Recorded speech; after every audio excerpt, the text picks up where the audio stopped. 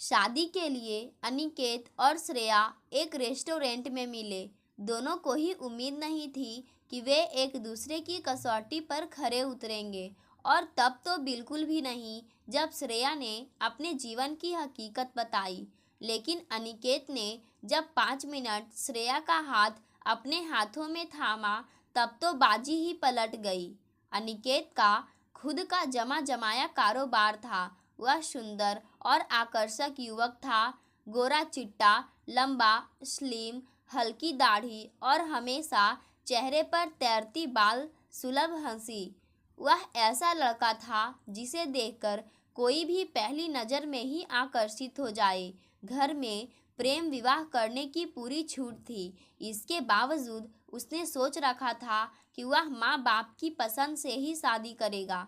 अनिकेत ने एक एक करके कई लड़कियां देखी थी। कहीं लड़की वालों को उसकी अपार प्यार करने वाली माँ पुराने विचारों वाली लगती थी, तो कहीं उसका मन नहीं माना। ऐसा कतई नहीं था कि वह कोई रूप की रानी या देव कन्या तलाश रहा था, पर वह जिस तरह की लड़की चाहता था उस तरह की कोई उसे मिली ही नहीं थी। अनिकेत का अलग तरह का स्वभाव था। उसकी सीधी सादी जीवन शैली थी। गिने चुने मित्र थे, ना कोई व्यसन और ना किसी तरह का कोई महंगा शौक। वह जितना कमाता था उस हिसाब से उसके कपड़े या जीवन शैली नहीं थी। इस बात को लेकर वह हमेशा परेशान रहता था कि आजकल की आधुनिक लड़कियां उसके घर परिवार और खासकर उसके साथ व्यवस्थित हो पाएंगी या नहीं।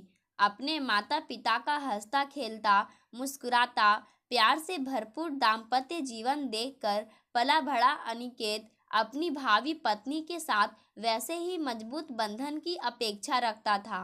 आज जिस तरह समाज में अलगाव बढ़ रहा है, उसे देखकर वह सहम जाता था कि अगर ऐसा कुछ उसके साथ हो गया तो।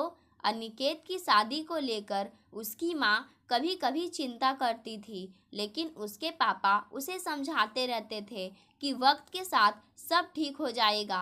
अनिकेत भी वक्त पर भरोसा करके आगे बढ़ता रहा।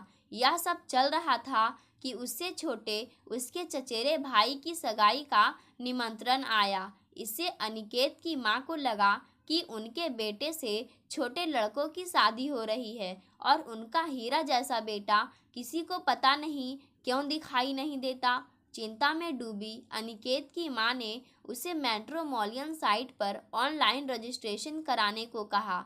माँ की इच्छा का सम्मान करते हुए अनिकेत ने रजिस्ट्रेशन करा दिया। एक दिन टाइम पास करने के लिए अनिकेत साइट पर रजिस्टर्ड लड़कियों की प्रोफाइल देख रहा था। तभी एक लड़की की प्रोफाइल पर उसकी नज़र ठहर गई। ज़्यादातर लड़कियों ने अपनी प्रोफाइल में शौक के रूप में डांसिंग, सिंगिंग या कुकिंग लिख रखा था, पर उस लड़की ने अपनी प्रोफाइल में जो शौक लिखे थे उसके अनुसार उसे ट्रैवलिंग, एडवेंचर ट्रिप्स, फूडी का शौक था।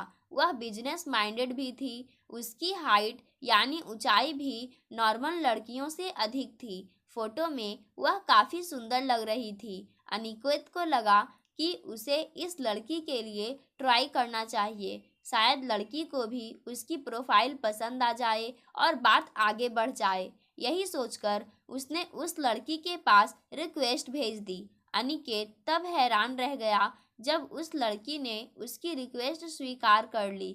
हिम्मत करके उसने साइट पर मैसेज डाल दिया। जवाब में उससे फ़ोन नंबर मांगा गया। अनिकेत ने अपना फ़ोन नंबर लिखकर भेज दिया।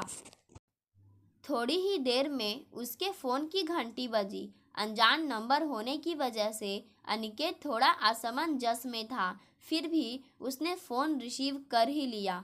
दूसरी ओर से किसी शशांत सी महिला ने अपना परिचय देते हुए कहा, मैं श्रेया की मम्मी बोल रही हूँ। आपकी प्रोफाइल मुझे अच्छी लगी, इसलिए मैं चाहती हूँ कि आप अपना बायोडाटा और कुछ फ़ोटोग्राफ्स इसी नंबर पर व्हाट्सएप कर दें। अनिकेत ने हाँ कहकर फ़ोन काट दिया। उसके लिए यह सब अचानक हो गया था। इतनी जल्दी जवाब आ जाएगा और बात भी हो जाएगी, अनिकेत को उम्मीद नहीं थी। सोच विचार छोड़कर उसने अपना बायोडाटा और फोटोग्राफ्स व्हाट्सएप कर दिए।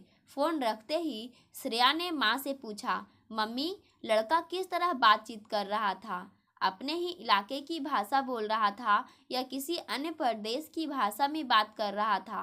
बेटा, फिलहाल वह दिल्ली में रह रहा है और दिल्ली में तो सभी प्रदेश के लोग भरे पड़े हैं। यहाँ कहाँ पता चलता है कि कौन कहाँ का है? खासकर यूपी, मध्य प्रदेश, उत्तराखंड और राजस्थान वाले तो अच्छी हिंदी बोल लेते हैं। माँ ने बताया, मम्मी, मैं तो यह कह रही थी कि यदि वह अपने ही क्षेत्र का होता तो अच्छा रहता। श्रेया ने मन की बात कही। लड़का गढ़वाली ही नहीं, अपने इलाके का ही है, माँ ने बताया तो श्रेया खुश हो उठी। श्रेया माँ से बातें कर रही थी कि उसी समय व्हाट्सएप पर मैसेज आने की घंटी बजी। श्रेया ने फटाफट बायोडाटा और फोटोग्राफ्स डाउनलोड किए। बायोडाटा परफेक्ट था। श्रेया की तरह अनिकेत भी अपने माँ बाप की इकलौती संतान था। ना कोई भाई, ना कोई बहन। दिल्ली में उसका जमा जमाया कारोबार था, खाने और ट्रैवलिंग का शौक।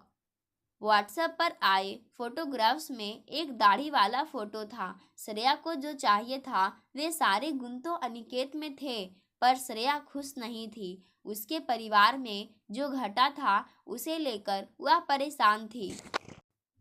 उसे अपनी मर्यादाओं का भी पता था। साथ ही स्वभाव से वह थोड़ी मूडी और जिद्दी थी, पर समय और संजोग के हिसाब से धीर गंभीर और जिम्मेदारी भी थी। श्रेया का पालन पोषण एक सामान्य लड़की से हटकर हुआ था।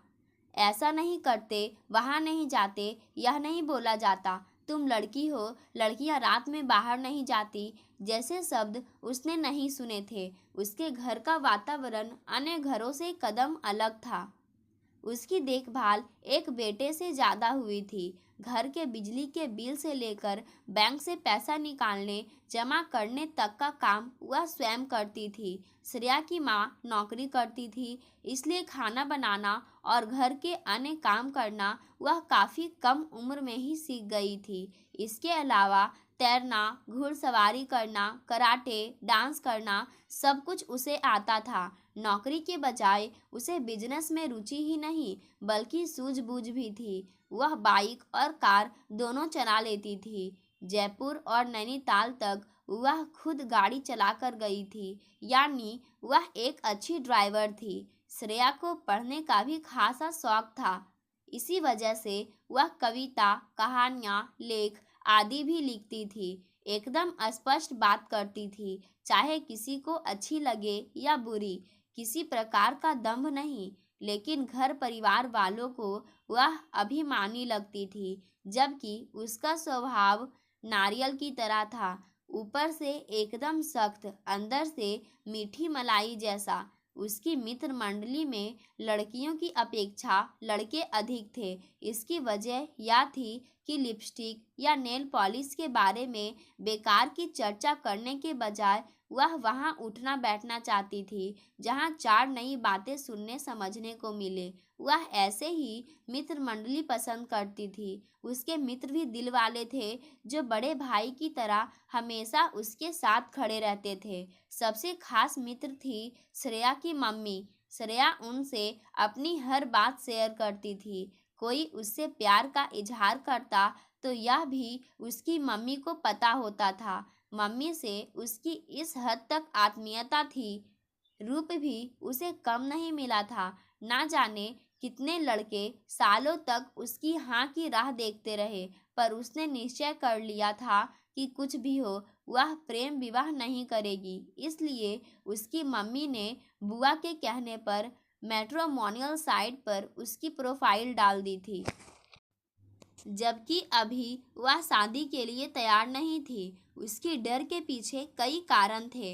अनिकेत और श्रेया के घर वाले चाहते थे कि पहले दोनों मिलकर एक दूसरे को देख ले, बातें कर ले और कैसे रहना है तय कर ले, क्योंकि जीवन तो उन्हें ही साथ जीना है।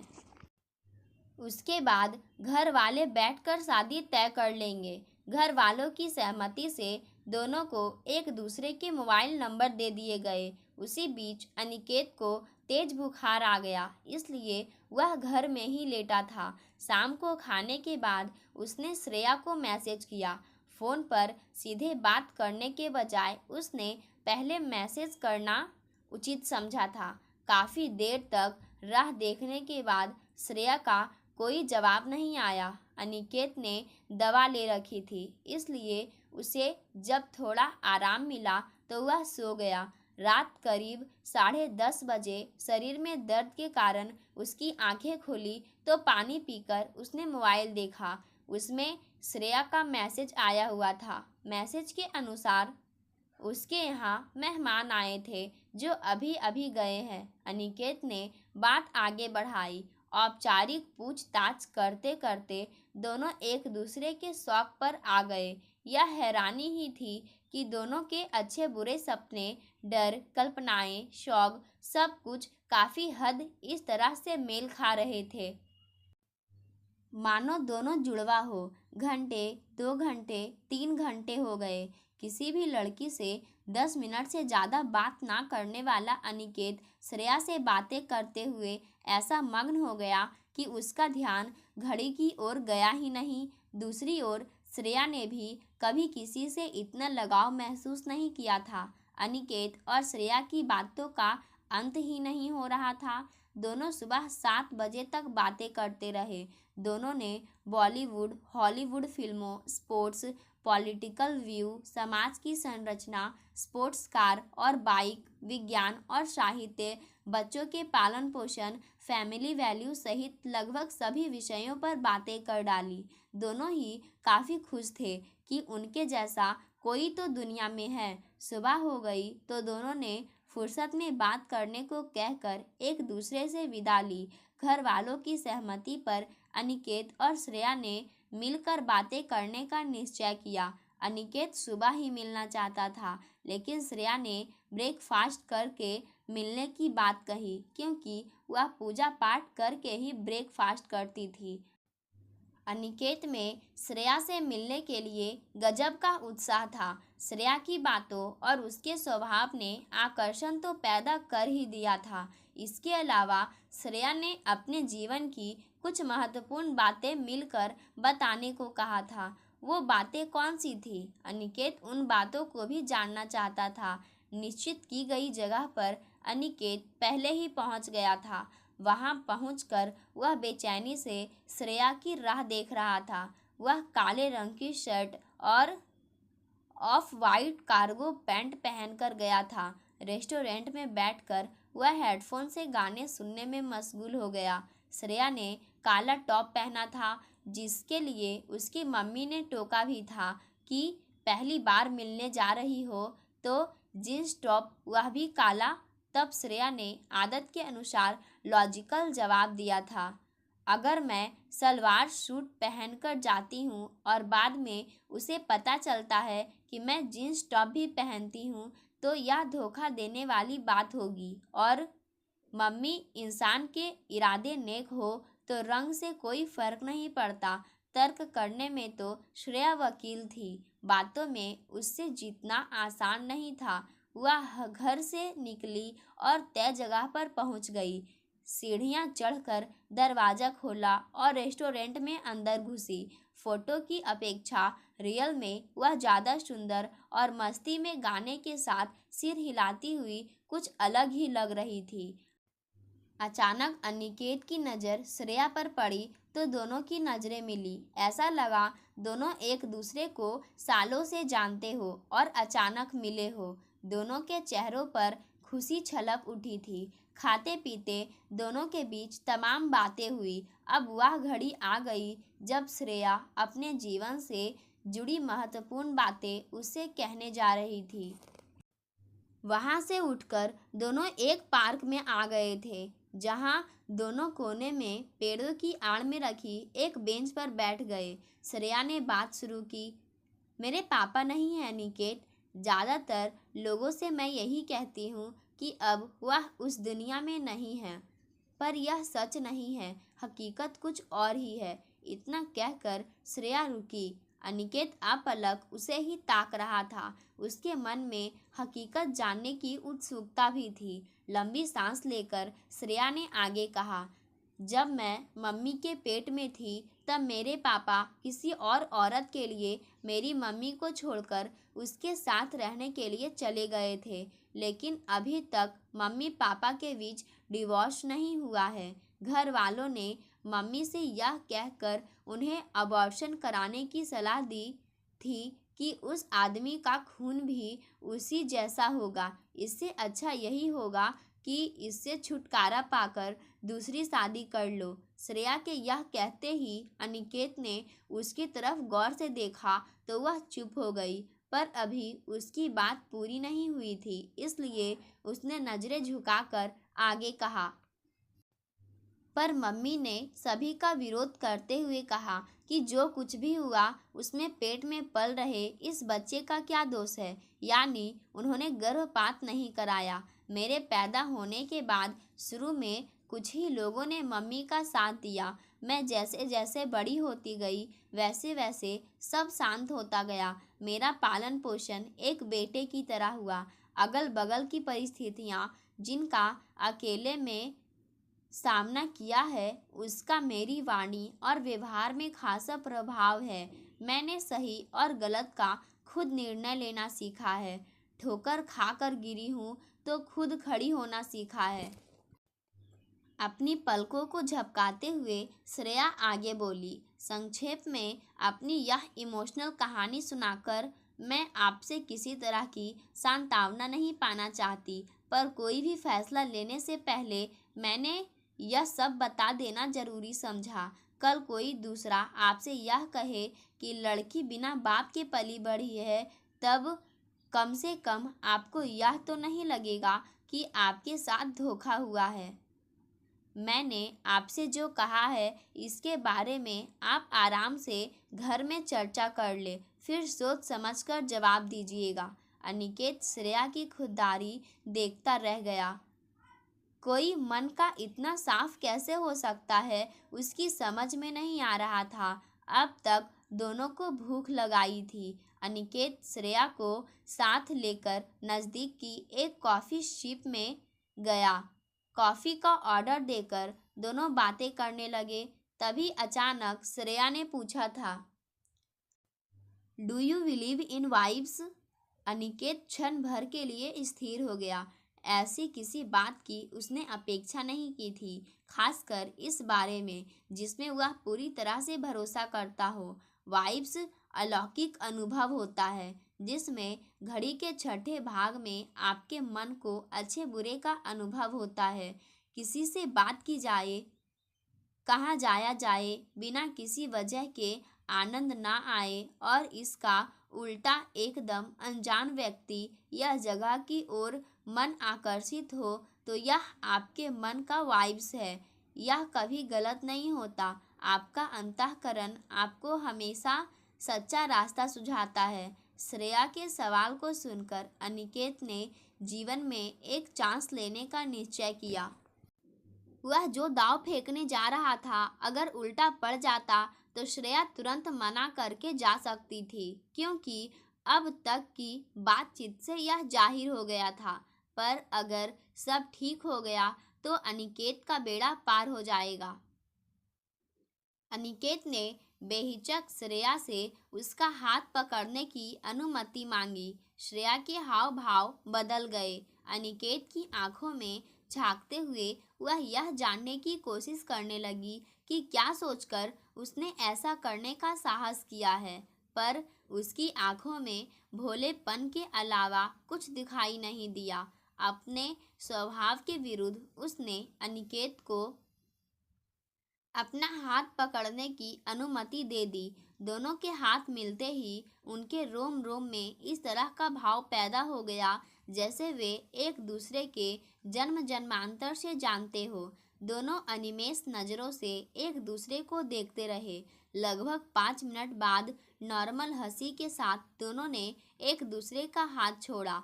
दोनों जो बात शब्दों में नहीं कह सके वह स्पर्श से व्यक्त हो गई। जाने से पहले अनिकेत सिर्फ इतना ही कह सका, तुम जो भी हो, जैसा भी हो, किसी प्रकार के बदलाव की अपेक्षा किए बगैर मुझे स्वीकार हो। रही बात तुम्हारे पिछले जीवन के बारे में, तो वह इससे भी बुरा होता तब भी मुझ पर कोई फर्क नहीं पड़ता। बाकी अपने घर वालों को मैं जानता हूँ, वे लोग तुम्हें मुझसे भी अधिक प्यार करेंगे। मैं वचन देता हूँ कि बचपन से लेकर अब तक अधूरे रह गए सपनों को मैं हकीकत का रंग देने की कोशिश करूँगा। अनिकेत और श्रेया के वाइफ्स ने एक दूसरे से संबंध जोड़ने की मंजूरी दे दी थी। पाठकों, आज की कहानी यहीं समाप्त होती है। धन्यवाद।